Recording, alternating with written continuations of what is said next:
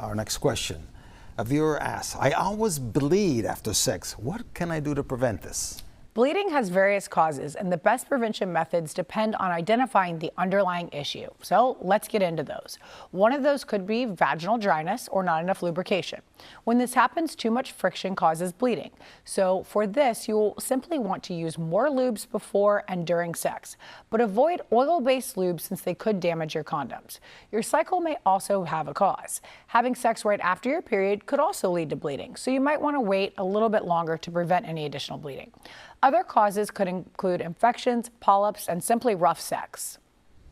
And what are some of the other ways to prevent the bleeding? Take it slow and involve more foreplay. This will increase those natural lubricants. With that said, stay hydrated. You'll also want to avoid products that might irritate you, like scented or flavored products. If you have an infection, work with your doctor on treating it.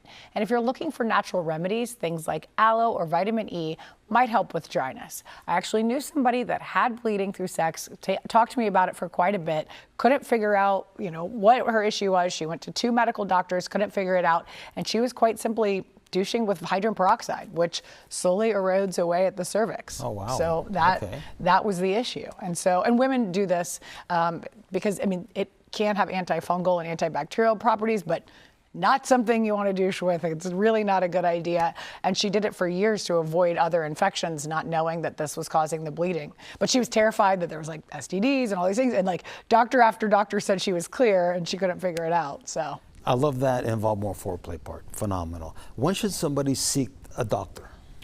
Definitely talk to a doctor if your bleeding continues, especially if you tried some things and they didn't work. Your doctor will probably want to know when it started and if anything makes it worse.